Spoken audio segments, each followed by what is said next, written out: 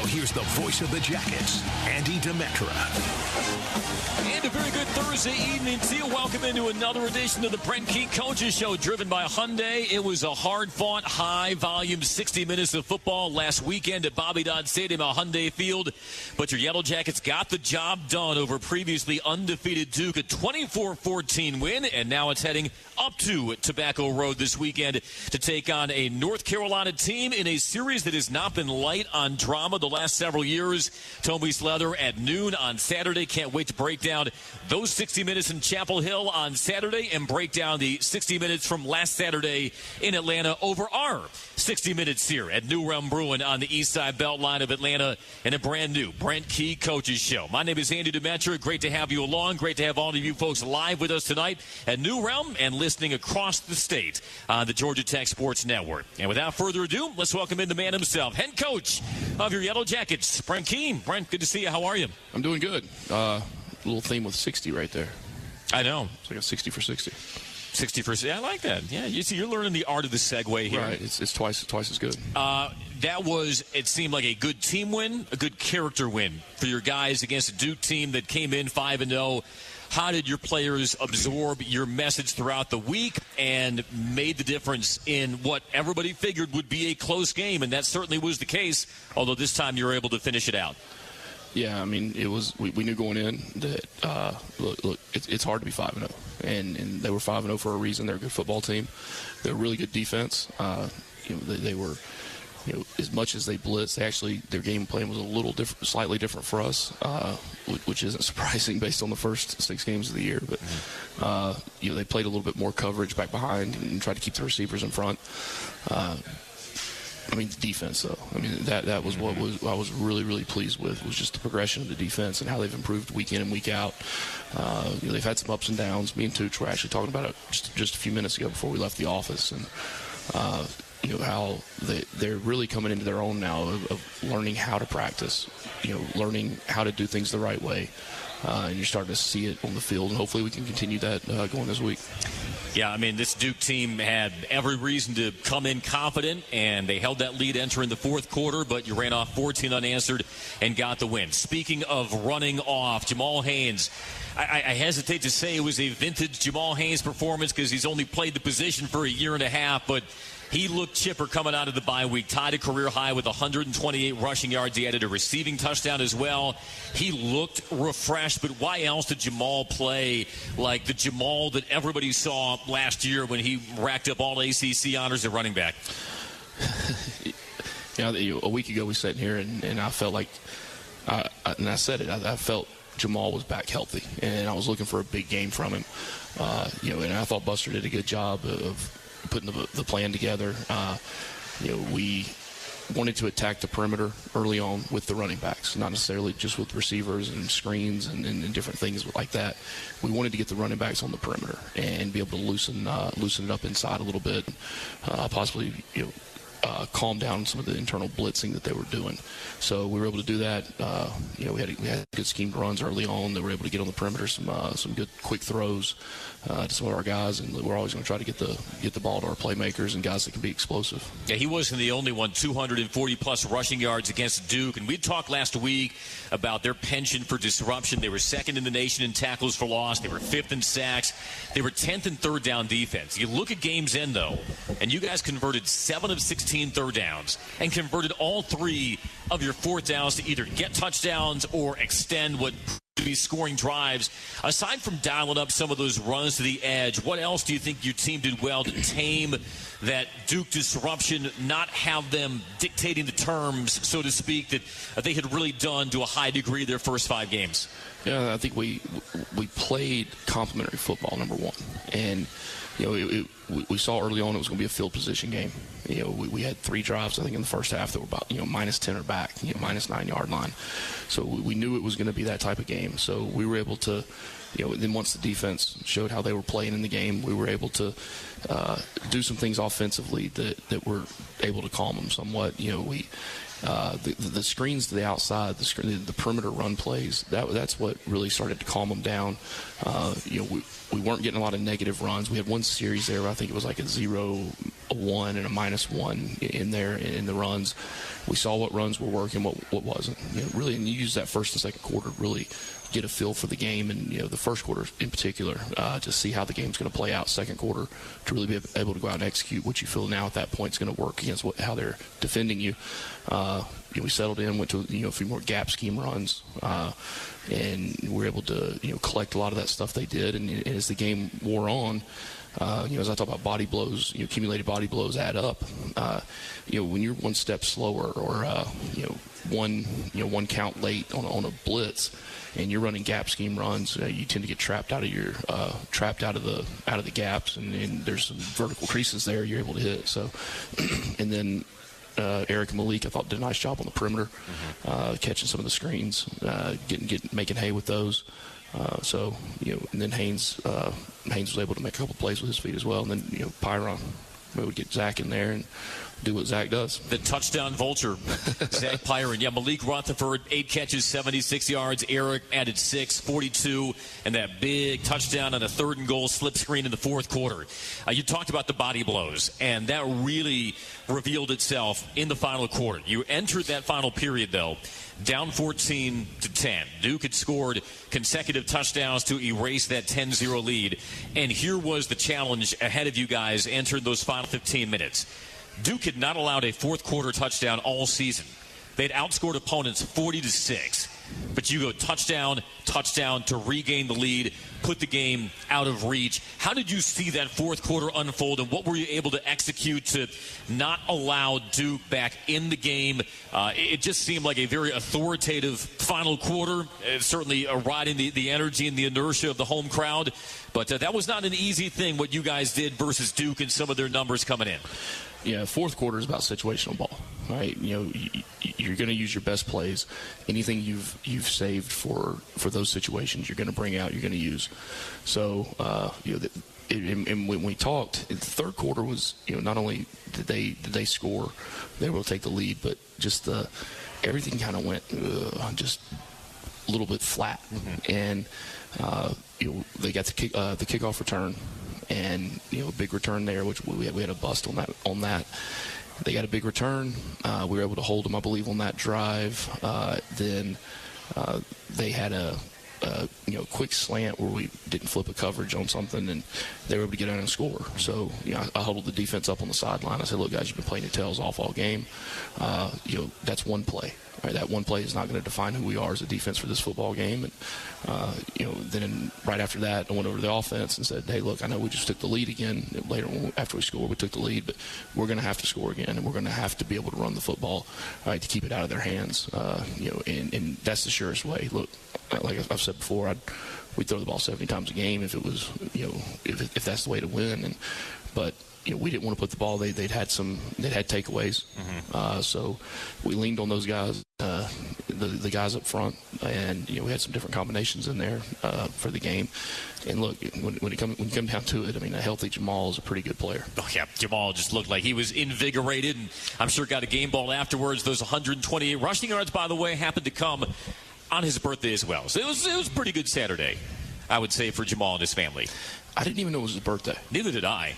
Had no clue. And Jamal, no offense to Jamal, but he seems like the kind of guy who would let every single person in the locker room know it was his birthday. Old Jamal would have. Okay. Not new Jamal, not the 22-year-old Jamal. He's joining the ranks of the olds. Yeah, he is. Like us. They don't. Those birthdays don't hold their luster as much as they did before. Yeah, he was going to get his birthday lunch or dinner in, though. He was excited to go get some crab legs and some shrimp. And, I'm sure he'd. I'm sure.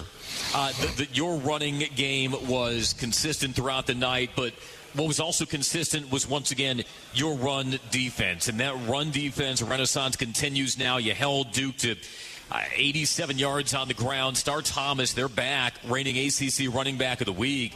He had 3 consecutive games, 100-plus rushing yards. You held him to 48. Now you're 11th nationally in stopping the run, whereas last year you finished 131st. That is no fluke, and I know we still have a half a season remaining, but how the team excels Saturday in shutting down and a facet of the Duke offense that they had really been effective with. Yeah. we went into the game wanting to make them one-dimensional, and we knew they lived off the RPOs and the add-ons, and then converting those and max protecting and taking the deep shots. So we knew if we could take one facet of the game away, then the lowest percentage of that are the deep balls. So if we could win on those more than we didn't, we'd be in a good position. But the guys up front are playing good football, and they're getting better each week. It's allowing the linebackers to run free. I think Tooch puts a good game plan together, and Jess with the run defense each week. It's not a defense where we're going to get a bunch of TFLs and lost yardage plays by the way we play it, but they're able to flat wall the line of scrimmage, control and reset the line, and then let the linebackers be able to make plays. And then we made the adjustment and put JJ in there in the starting lineup, and I thought he played spectacular. I mean, he played as good of a game for a defensive lineman. Statistically, you look at it, it doesn't show up 12 tackles or whatnot like some might, but just what he did in that game was really, really impactful. Yeah, Jordan Vandenberg, he was spectacular. A sack, 2 TFLs, earned your team's defensive player of the game honor. We'll go through some of the individual accolades in a moment. Once again, Georgia Tech heads into the next ACC contest. Back on the right side of the win column, 24-14 over Duke. We'll take our first time out. We are live tonight from New Realm Brewing on the east side Beltline of Atlanta. It's the Brent Key Coaches Show driven by Hyundai, and it's back after this on the Georgia Tech Sports Network. It's football time, which turns Thursday and Sunday into the best days of the week. Well, they just got better, because now through October 27th, Keno has 30% higher payouts during bonus hours. Win $500, it becomes $650. That's like getting extra field goal points for scoring a touchdown. So play Keno online and anywhere Keno is sold and get 30% higher payouts during bonus hours. Thursdays 6 to 8 p.m. and Sundays 1 to 3 p.m. Only from the Georgia Lottery. Play responsibly. At Hyundai, we make a big deal about the little things, like the little fact that 9 Hyundai vehicles have earned IIHS top safety picks this year, and offering a little thing called America's Best Warranty, because delivering safety and quality, pretty big deal. Visit your nearest Hyundai dealer today. Hyundai, there's joy in every journey. Right now, for a limited time, get 1.99% APR for 60 months on the Hyundai Tucson or Tucson Hybrid. Visit your local Hyundai dealer today. Offers end October 31st. Call 562-314-4603 for details. Join your Georgia Tech Yellow Jackets on Saturday, October 19th, as they take on the Notre Dame Fighting Irish at Mercedes-Benz Stadium, presented by Invesco QQQ. And the Jackets take over on down. Head of a block party driven by Hyundai will take over the Home Depot backyard pregame, including a free concert featuring one of the world's most recognizable DJs, Regard. Tickets start at $80 at ramblinrec.com/tickets. Sting 'em. At Hyundai, we make a big deal about the little things, like the little fact that 9 Hyundai vehicles have earned IIHS top safety picks this year, and offering a little thing called America's Best Warranty, because delivering safety and quality, pretty big deal. Visit your nearest Hyundai dealer today. Hyundai, there's joy in every journey. Right now, for a limited time, get 1.99% APR for 60 months on the Hyundai Tucson or Tucson Hybrid. Visit your local Hyundai dealer today. Offers end October 31st. Call 562-314-4603 for details. Drew Burris here, Tech Baseball Outfielder. Just like in baseball, success is all about making the right play at the right time. At Associated Credit Union, they help you knock it out of the park every time. Whether it's scoring a low-interest loan or hitting a home run with savings, ACU has your back. With ACU, it's like having a trusted coach guiding you to financial victory. So step up to the plate and swing away with Associated Credit Union. Associated Credit Union, where anyone in Georgia can live, bank, and grow. Get behind-the-scenes video, bonus content, and exclusive online giveaways by following The Fan on Twitter, Facebook, and Instagram. Plus, we're always keeping you updated with the latest news and scores from all the Atlanta teams. And if you want to listen to The Fan all day, just tap that app. The Fan app keeps you connected to the live stream no matter where you are. You can always find us online at 680thefan.com. The Jackets only play here. We are the official home of Yellow Jackets football. 680 The Fan on FM at 93.7.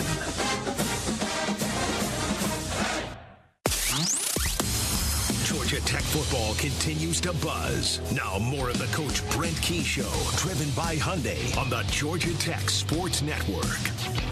Is Coke Zero Sugar the best Coke ever? Take a taste as we welcome you back to another edition of the Brent Key Coaches Show, live once again at New Realm Brewing Company on the east side Beltline of Atlanta. It's your Georgia Tech Yellow Jackets and North Carolina Tar Heels Saturday, Tom East Leather, just past noon at Kenan Stadium in Chapel Hill. Yellow Jackets in search of a fourth consecutive win in the series. The previous 3 wins all came when the Tar Heels were ranked. North Carolina started the year 3-0, trying to end a 3-game skid. Should be another intense 60 minutes of football this Saturday for your Yellow Jackets. I'm Andy DeMatra. He's Brent Key. For those who were watching the game on television Saturday, they might have noticed that you had inscribed in Sharpie on the side of your hat, Coach, the initials BS and the number 7. That was in honor of a great and late Yellow Jacket, Billy Shaw, Pro Football Hall of Famer, who passed away last week. I know you had gotten to know Billy, wanted to certainly pay him tribute. And Billy Shaw, just a wonderful Yellow Jacket who I knew meant a lot to you. Yeah, he did. I mean, Billy unfortunately passed away last week on Friday, I believe. And, he'd become a really good friend of mine. He was 85. Knew this place, loved this place through and through. He was inducted into the National Football League Hall of Fame. He said, I attended the greatest university in the world, in Georgia Tech. And it just so happens that his grandson was my graduate assistant at Alabama. He's the line coach at Auburn now. But that family, just tremendous people. He was a lineman, which obviously I love those guys, and I can tell you everyone that's ever played here probably. But the things he did, and to be the only player to be enshrined into Canton that never actually played in the NFL, I think that's a pretty cool little amazing, blurb. Yeah, played all his entire career in the AFL in Buffalo, and just a great man. Huge fan of Georgia Tech, and wanted nothing but the best for us. So, after the game, I took the hat and wrote the score on it and sent it to his family. That's awesome. Yeah, well done. Great people. Yeah, our thoughts and prayers continue to go out to True Tech, man. Yeah, to Billy and his family. I imagine one of the most fun parts of your job, and there are many, it's an exhausting job. It can be aggravating as well from time to time, but there are some really fun moments as well. And at the top of the list is surprising one of your players by putting him on scholarship. And you had one such moment on Tuesday when you broke the news at your Tuesday morning practice to Chad Alexander, your running back from Lawrenceville, that room and board would be taken care of from here on out. How much do coaches enjoy brainstorming ways to break that news, and how cool was it for you to see that genuine reaction of joy from a very deserving player in Chad Alexander? Every Monday morning we have staff meetings, and on that Monday staff meeting we go through every single player on the roster, go through their body weights, where they're at, and his body weight had gone down a couple of pounds, so I just felt it was right to put him on scholarship so he has a little more food in his body. But Chad's done a great job for us. It's something that I plan on doing all year. After the Florida State game, then Georgia State, he gets hurt, so I was for the right opportunity for him to get back full speed and be able to be in the games and be full speed to go, and it timed up perfectly. Yeah, and he was full speed on Saturday, 10 carries, 59 yards, had a reception as well. And we've seen you trust him in some key moments in the fourth quarter. Last Saturday versus Duke, the opener versus Florida State. This is a guy who runs purposefully. He runs powerfully. And the moment does not look too big for somebody who clearly does not have the attitude or the demeanor or the running style of a walk-on. What did you see from him that allowed you to bring him on in some high-leverage situations and trust that he can get those hard yards? Yeah, there was one play during training camp in the summer where we were scrimmaging in Bobby Dodd, and everybody knows he's fast. He's a 10-3 kid now. He can roll, and he's a tough kid. He's got a chip on his shoulder. But there was, he was learning how to play the running back position, and credit to Norv and Buster and the guys on offense for believing in him and believing he had the ability to play the position and investing the time into him to develop him. So, but there was one play in that training camp scrimmage where he didn't bounce it outside. He hit it in right where it's supposed to be. It was probably a 2-yard gain, 3-yard gain, and he kept running his feet, churned it, and ended up 7, 8, 9-yard gain, something like that. And I called him over right after that. I said, "You get it now. You finally, it's clicked. You get it, and it's time to go play some ball this year." And really happy for him. Really happy for him. He's a great kid, great product of his family, and really lucky to have him on our football team.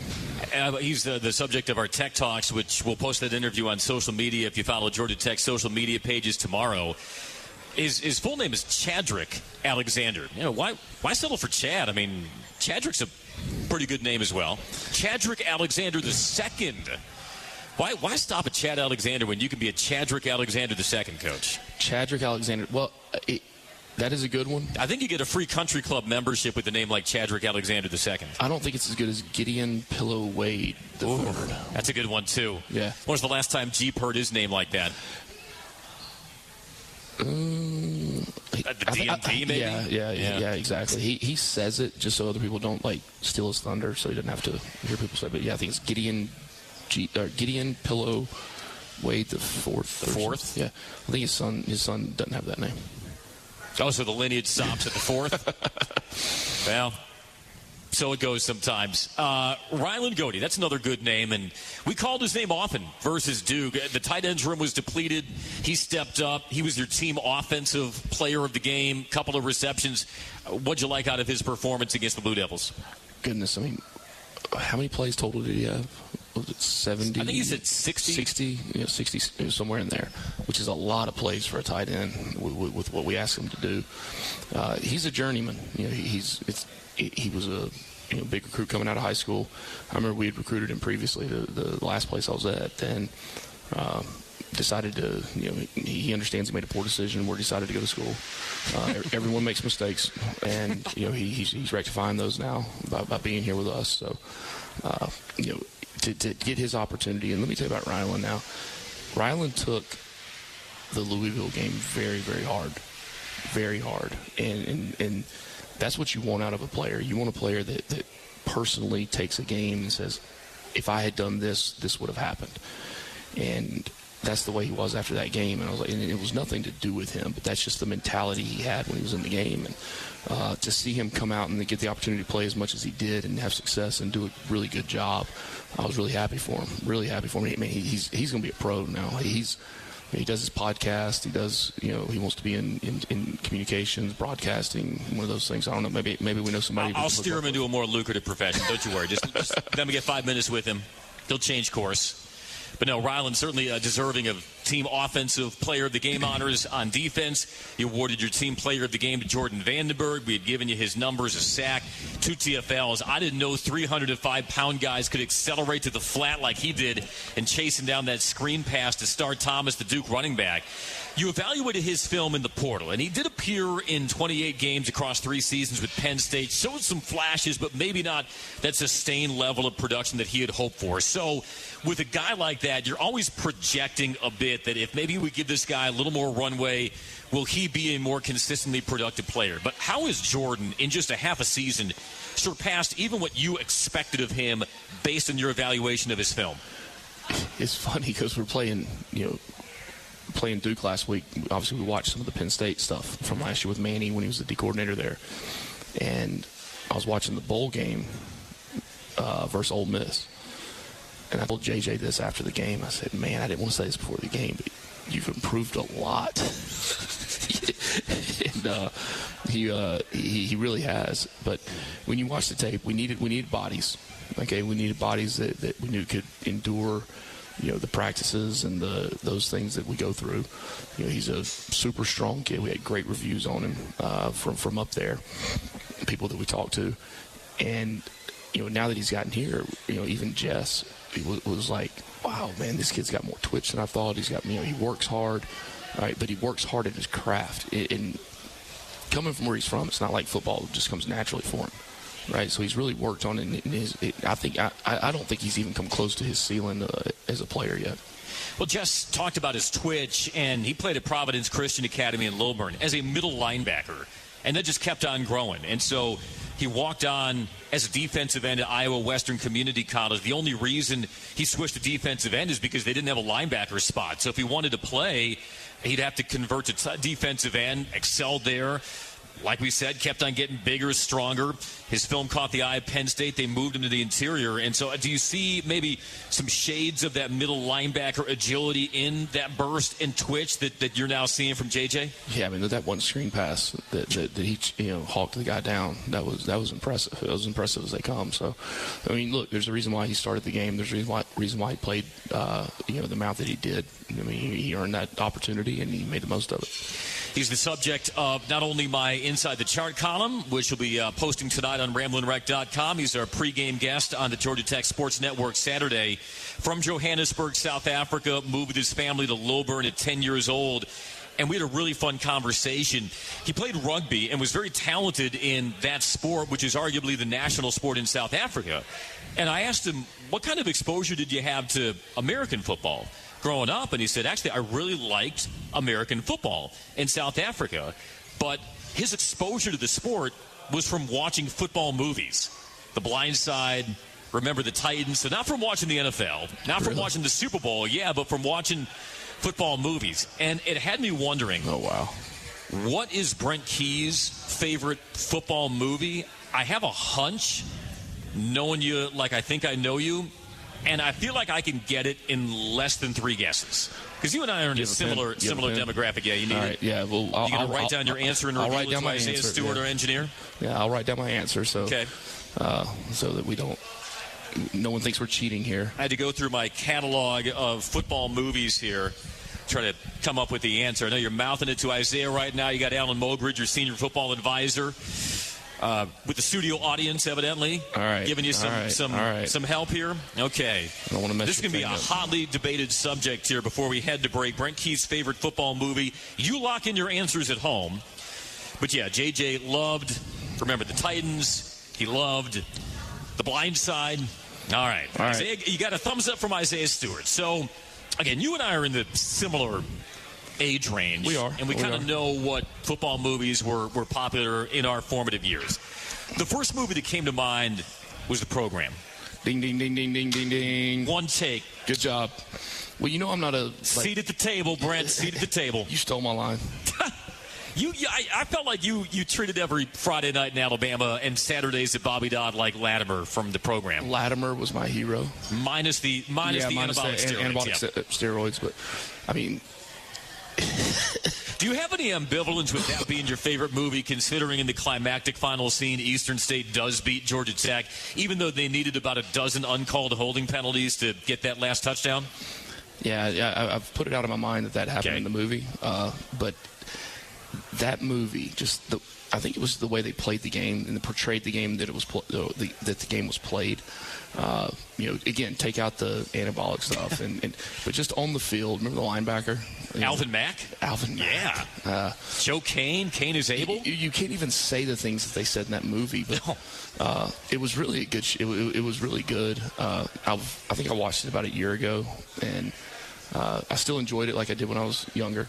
But I did realize now at this point how fictitious that it was. I mean, it was just slightly, yeah. Just a little bit, right? Just a little. They took some creative liberties with it. Seat at the table. Everybody wanted to be Latimer. You never smashed a pane of glass with your head at Georgia Tech? No, I didn't. Okay. But, okay, you're just showing your knuckle here. I'm not going to get into that story. Boxer fracture. Look, you got the job. You're the head coach at Georgia Tech, so all that's under the table. Seat at the table, as it were. All right, we'll take another time. What were your other 2 guesses? My other guess, if not for The Program, was Any Given Sunday. Okay. I feel like, the Oliver Stone, you kind of like that whole. And then my wild card was Necessary Roughness. 3 in a row. Man. Good job. I know you well. Good job. We've done this a time or 2. Yep. All right, we'll take another timeout. Plenty more to get to, including, by the way, the actual game for Georgia Tech Saturday versus the North Carolina Tar Heels at Kenan Stadium in Chapel Hill. It's the Brent Key Coaches Show on the Georgia Tech Sports Network. Georgia Tech football is exciting to watch. But here's something you might not see. Many of the mechanical and HVAC systems on Tech's campus that make game day and every day comfortable were built by the hands of a United Association Local Union 72 plumber, pipe fitter, or HVAC technician. We do important work that makes a difference. If you're smart, like making great money, working with your hands, and you want a career that makes a difference, join us. Visit UA72.org. Join your Georgia Tech Yellow Jackets on Saturday, October 19th, as they take on the Notre Dame Fighting Irish at Mercedes-Benz Stadium, presented by Invesco QQQ. And the Jackets take over on down. Head of a block party driven by Hyundai will take over the Home Depot Backyard pregame, including a free concert featuring one of the world's most recognizable DJs, Regard. Tickets start at $80 at RamblingWreck.com/tickets. Sting 'em. When you need mealtime inspiration, it's worth shopping Kroger for thousands of appetizing ingredients that inspire countless mouth-watering meals. And no matter what tasty choice you make, you'll enjoy our everyday low prices. Plus, extra ways to save, like digital coupons worth over $600 each week and up to $1 off per gallon at the pump with points. So you can get big flavors and big savings. Kroger, fresh for everyone. Fuel restrictions apply. This is Coke Zero Sugar. Could I be the best Coke ever? Try and taste with your ears. Hear those bubbles? Imagine them tingling on your tongue. Fizzy deliciousness. Listen to that cascading liquid. A mouth-watering waterfall. Irresistibly tasty. Zero sugar. Crisp, refreshing, and ice cold. Is Coke Zero Sugar the best Coke ever? Try and decide. Central Heating and Air Conditioning wants you to know the start of a new season is the perfect time to ensure your home's comfort. Don't wait like most people do to have your HVAC system serviced. Your home should have maintenance twice a year. Maintenance helps to keep your system running at peak efficiency. So turn to Atlanta's Carrier experts for your system's maintenance at 770-GET-HEAT or go to centralheat.com. Carrier products, Carrier warranties, and Carrier peace of mind. Find out about all their services at centralheat.com. We're smart, we care. We're Central Heating and Air. Have you heard about Sonder and their Georgia-based Medicare Advantage health plans? Sonder Health Plans is committed to revolutionizing healthcare, making it straightforward, personal, and affordable. Call them and ask if you qualify for their fantastic $400 grocery card offer and $0 premiums. They've even got their own radio show and podcast called Weekend Wellness, dedicated to keeping all Georgians healthy and happy at every age. Call 800-331-2928 or visit SonderHealthPlans.com. Sonder Health Plans is an HMO with a Medicare contract. Enrollment in Sonder Health Plans depends on contract renewal. Stream every Georgia Tech game totally free on the all-new Fan app. Download it now for Apple or Android and listen to the Jackets anywhere. There's no better source on Georgia Tech football than our team of Yellow Jacket insiders. This is the Coach Brent Key Show, driven by Hyundai on the Georgia Tech Sports Network. Hyundai and Georgia Tech together in tech innovation and progress with the new EV plant in Georgia. Hyundai looks forward to growing ties with the Institute and the community. Together, we're building the future of technology right here in Georgia. Hyundai and Georgia Tech, it's our journey. The leader of the Georgia Tech program, not to be confused with his favorite movie, The Program. Brent Key joins us here on the Georgia Tech Sports Network. Yeah, I figured you hewed far more toward Latimer in the program than the offensive lineman. And we were trying to remember his name during the break. It was Bud Light Kaminsky. Oh, my goodness. Yeah, there you go. I have a feeling we know what your movie choice will be on the plane to Chapel Hill tomorrow. Yeah, it'll be probably their most recent game. Okay, fair enough. Not Eastern State versus Mississippi State. We'll be breaking down the film from that one? No. Here's what I do want you to break down. I looked this up. Your last 6 scoring drives. And so take out the opening scoring drive versus Louisville. Your last 6 scoring drives. These are the total plays in those series. 12, 13, 14, 7, 13, 10. 5 of your last 6 scoring drives have had double-digit series. Why do you think this team is well-equipped to get those methodical scoring drives? And at the same time, Brent, do you want to see some more quick strikes? Do you feel like you're missing those big touchdown plays by a hair or two? Yeah, I'm not opposed to getting some 1 or 2 play drives at all that score. We've talked about it a lot. A lot of it comes back down to how you're playing the game, the game within the game.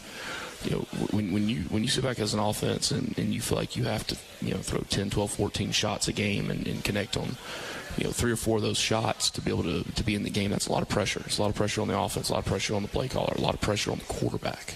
All right. And those aren't necessarily just all, low risk throws. So, as the defense has gotten better and better, we've we've changed a little bit philosophically within the game a few times. But look, now we're not trying to grind it out 10, 12 plays. Sometimes it just happens. Sometimes it happens with the flow of the game. But also you're taking what the defense is giving you, because you've said in this show, teams are playing umbrella coverage. They're not letting you get over the top. And so sometimes the best plan of attack is to just death by 1,000 cuts. Yeah, and it really puts a premium on your situational football, because, I think we've gotten more, third and shorts, third and ones, third and twos, fourth and ones this year than probably previously in probably 20 years of football that I've had. And, we're getting those plays, and what happens is it ends up being methodical drives, and when the shots are there, we're gonna dial them up, we're gonna take them. But again, the outcome of the game is we're trying to win the game, and that's you win by 1 point. That's the main objective. Yeah, you get those long scoring drives that exhaust the defense, it bleeds clock, and you've used it to your advantage. I had a couple of folks ask me about the pair of delay of game penalties in the game, one versus Tech, one versus Duke, and they were not the typical delay of game penalties. These are the disconcerting signals delay of games. It's sort of an esoteric penalty that you really don't see often. So can you explain the disconcerting signals penalty, what a team can and can't do, and why referees are going to toss the flag in those situations? All right, I'll start with the penalty on them first. Okay. All right, that was a case where the defensive line stemmed the front, which means they moved from one look to another look. And there's been a major emphasis the last several years, but really this year is when they're the first time they're really calling them, all the time. Where if they do if they move from a 3 technique to the right, and they move to the left, it got to this thing where every D lineman was, they would go, the linebacker would yell move, and they would, throw their hands in the air and do these gyrations to try to make the offensive lineman jump off sides. I mean, I saw nightmares from, the 2022 Clemson game where that was taking place, and we jumped off sides like 3 times, or false started 3 times, and well, now they're calling it. Okay, well, that happened. They called, Jordan jumped, and it was induced. All right, now you take it to ours. We had our punt return team out there. It was a 4th and 8, and we knew they were going to double cadence, and they did a double clap and first clap. It was Bailey Stockton was lined right over the center, and he did this. Didn't move his feet, didn't go forward, didn't go in the neutral zone or whatnot. But from behind, the umpire that had the call saw the movement, and their guy jumped. Now, if their guy had never jumped, it wouldn't have been a delay game penalty. Well, so that's the part I don't understand, because you can flinch a little bit, but that's not necessarily something that's meant to throw off the offensive line, or in this case, the punt protection. I mean, you're allowed to do that. No, that's all. We'll talk about that one. Okay.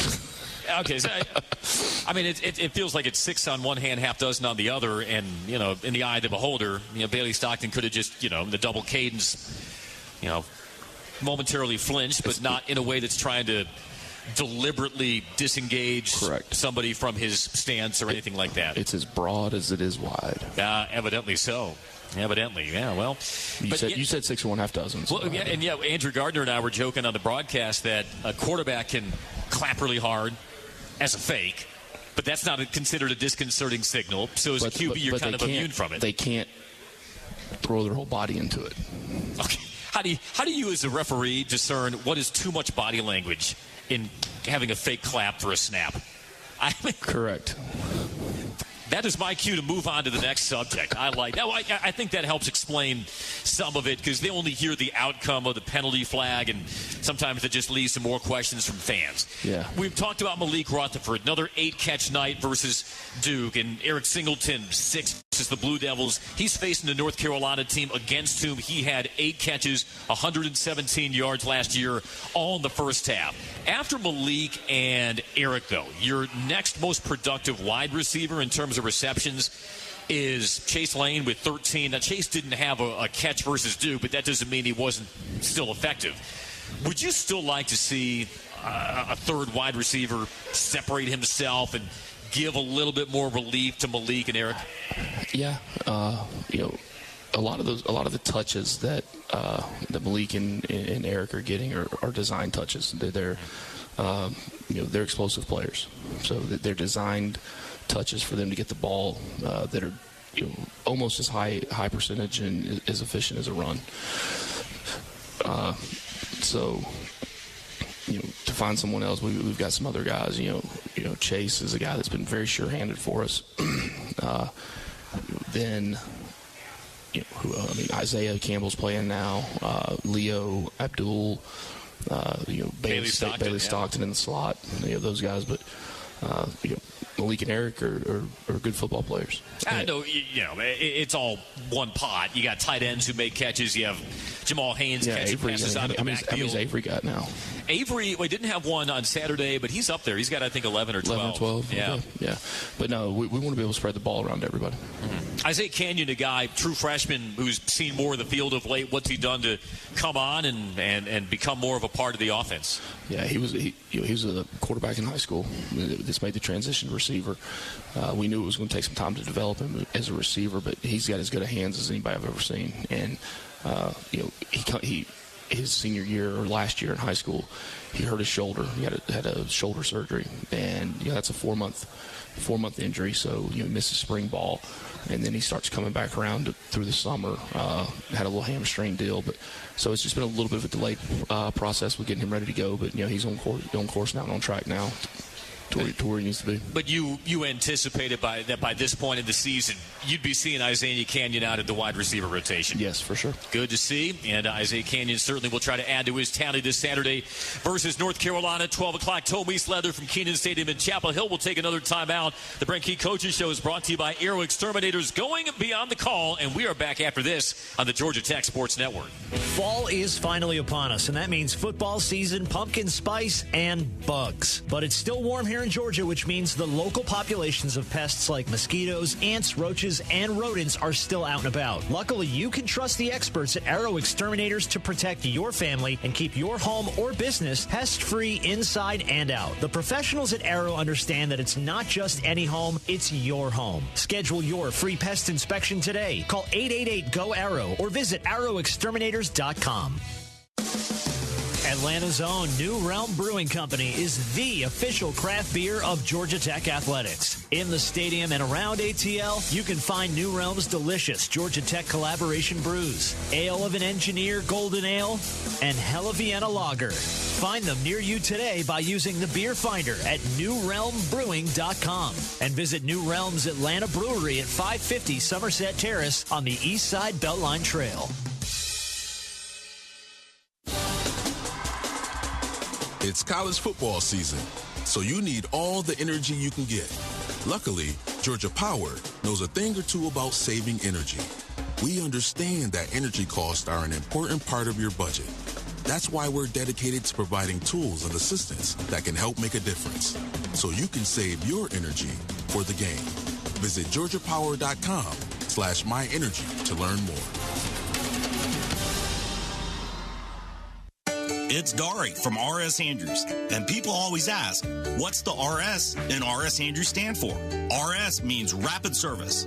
I know what it's like waiting for a repair guy to show up, so I made sure when you call us, we have somebody ready to jump to action. Rapid service. Your AC needs to keep working for several more weeks, so if you're hearing a clunk, clank, or smelling some stank, we're ready to help.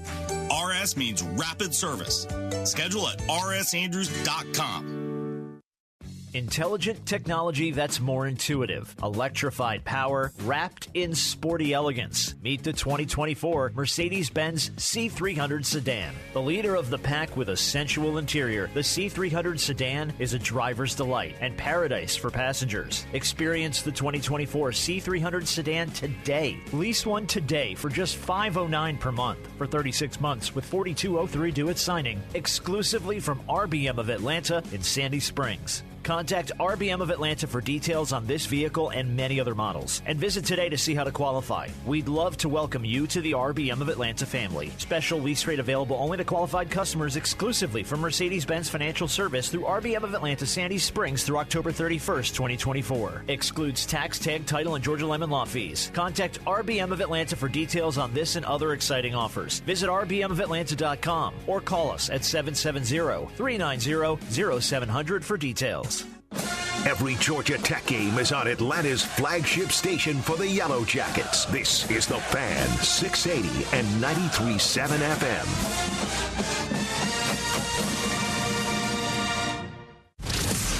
The latest on Yellow Jackets football. It's the Coach Brent Key Show, driven by Hyundai on the Georgia Tech Sports Network. Yellow Jacket fans, be sure to visit GeorgiaPower.com/community to learn new ways to stay connected. Georgia Power, the official energy sponsor of Georgia Tech Athletics. Power on Georgia. We're back at New Realm Brewing, Eastside Beltline of Atlanta, and another Thursday night edition of the Brent Key Coaches Show, driven by Hyundai. Your Yellow Jackets at 4-2. Try to run that record of 5-2 this Saturday at Kenan Stadium, taking on 3-3 North Carolina. Georgia Tech has a chance to win a third consecutive game in Chapel Hill, longest such streak since 2002. And I know you're probably still in that whirlwind phase, Coach, but 2 years ago, the win you had in November against a very highly ranked North Carolina team in which you overcame that 17-0 first-half deficit, I don't think a lot of fans still realize that is the largest come-from-behind road win in school history. You were part of the largest comeback win in school history, 21 Virginia, 1998. That tied for the second largest comeback win in school history. And you did it, what, in your seventh game as a head coach? Yeah. Against a very good North Carolina team that has Drake May, who's going to be starting for the Patriots on Sunday. I mean, you said that was 2 years ago? It was. Whew. 2 years, 20 years ago probably feels the same. Yeah, it kind of does. I mean, that's so far removed right now. It's two different teams, two different approaches to the game. So look, that game has nothing to do with this one, and that was a great experience. It was a great night for Georgia Tech, for the players on the team and the coaches. But again, it has no impact on this one. That Powerade bath had to get a little chilly, though. I mean, it was low 40s by nights, and you were still wearing the short sleeve hoodie. You got doused. Yeah, it's never cold when that happens. Yeah. It's the nice time kind of cold plunge. Yeah, it is. Is there a way to get your secondary a little more pass interference averse? There was the one that wiped out the interception from Saeed Gibbs, and you could argue that Saeed made a good play on it, should have been credited with the interception. There was the DPI on the opening series that extended Duke's drive. I know a couple of DPIs in the Louisville game as well. Anything that you've seen your DBs get away from, or has it just been sometimes getting some rotten luck on those calls? No, it's not right. I mean, they're legitimate calls, and there was actually another one that could have been called in the game. They had a couple as well, or one. They had an offensive PI, but no, I mean it's technique, it's fundamentals, and we're getting a lot of the go ball shots on us right now because we are defending the run.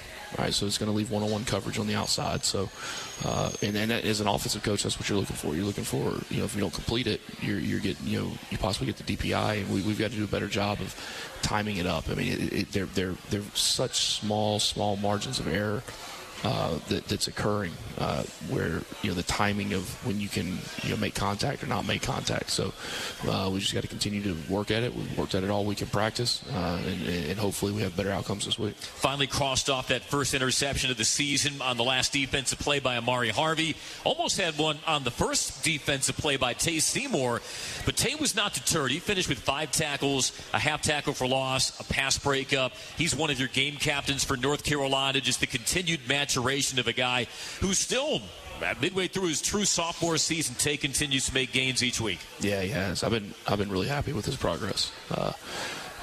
He's a guy that's been talented. He played a lot of special teams for us last year as a true freshman.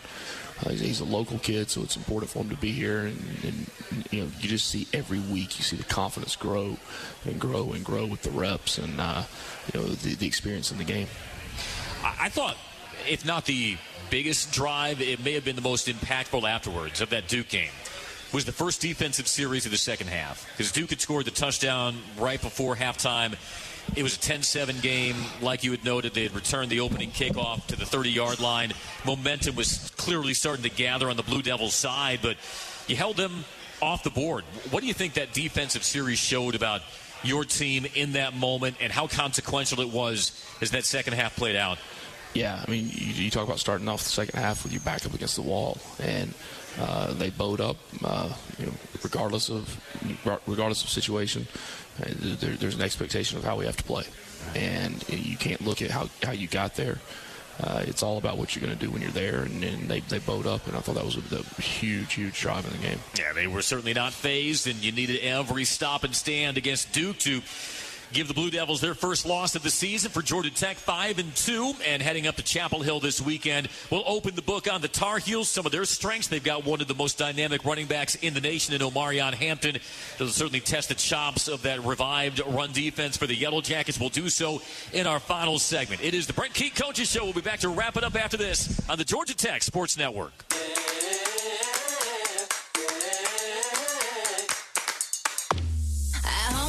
In the backyard alone, you can play all day, make some money anytime. Digi Games are online. Digi Games from the Georgia Lottery are online with over 50 fun games, plus your favorite draw games: Mega Millions, Powerball, Keno, Cash 3, Cash 4, Fantasy 5, and Cash Pop. Digi Games, draw games, it's all online. Win money on your phone, tablet, or laptop at PlayDigi.com. Play responsibly. Hi, Georgia Tech sports fans. GT grad Charlie Reimer here. If you haven't visited Macklemore, what are you waiting for? We're located on Lookout Mountain, just a 2-hour drive north of Bobby Dodd Stadium. You know us for our highly acclaimed golf course, but we offer so much more. Stress-free living above the clouds, 60-mile mountain views, and early spring, our luxurious Cloudland Lookout Mountain Hotel opens, and just wait till you see our new golf course that begins play late next summer. Check us out at themacklemore.com. Go Yellow Jackets. This is Coke Zero Sugar. Could I be the best Coke ever? Try and taste with your ears. Hear those bubbles? Imagine them tingling on your tongue. Fizzy deliciousness. Listen to that cascading liquid. A mouth-watering waterfall. Irresistibly tasty. Zero sugar. Crisp. Refreshing. And ice cold. Is Coke Zero Sugar the best Coke ever? Try and decide. At Hyundai, we make a big deal about the little things, like the little fact that 9 Hyundai vehicles have earned IIHS top safety picks this year, and offering a little thing called America's Best Warranty, because delivering safety and quality, pretty big deal. Visit your nearest Hyundai dealer today. Hyundai, there's joy in every journey. Right now, for a limited time, get 1.99% APR for 60 months on the Hyundai Tucson or Tucson Hybrid. Visit your local Hyundai dealer today. Offers end October 31st. Call 562-314-4603 for details. Hi, I'm Dr. Sunil Rajanahali, or Dr. Raj for short. I am a urologist with Urology of Greater Atlanta, with locations throughout the metro Atlanta region. A vasectomy is an effective and permanent minimally invasive procedure that prevents future undesired pregnancy. It is typically performed in the office, and men can expect a quick recovery. If you and your partner are finished having children, contact our office today to schedule a vasectomy consultation. To book your appointment, call 770-474-5281 or visit ugatl.com. I know it doesn't feel like it right now, but the cold air is coming fast. That means a couple different things to me and you. Energy bills will be rising and company coming over for the holidays. Dan Watkins here with all Four Seasons garage, entry doors, and windows. It's time to get your house ready for the winter air and your holiday visitors. The good news is that we have you covered for every opening in your home. So call us today to set up a free estimate with one of our amazing sales consultants. They'll help you pick out the perfect garage door, front door, and windows for your home. The Jackets only play here. We are the official home of Yellow Jackets football. 680 The Fan on FM at 93.7. Georgia Tech football continues to buzz. Now more of the Coach Brent Key Show, driven by Hyundai on the Georgia Tech Sports Network.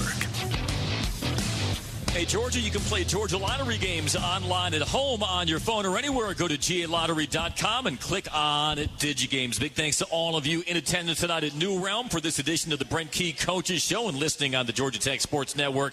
Make sure you stick around. The good word with Chris Mooneyham, Justin Hanover. At the top of the hour, Georgia Tech versus North Carolina at Kenan Stadium in Chapel Hill. 12:10 officially, Tommy's Leather. So whatever you want to do with those extra 10 minutes is up to you. Those of you listening at home, although I'm sure you got every minute accounted for, Brent, in your pregame. Let's talk about this North Carolina team. You know, they started 3-0, but they were dealt a blow when their starting quarterback, Max Johnson, kind of like Haynes King, had transferred from Texas A&M. He suffered a season-ending knee injury in their opener. It seems like week by week they're starting to figure out who they are on offense a little more. But one thing that has not changed is how effective Omarion Hampton has been. 127 rushing yards per game. That's 5th in the nation. He was the AP All-American a season ago. What makes him so dangerous when the ball's in his hands? Oh, I mean, he's got a great balance.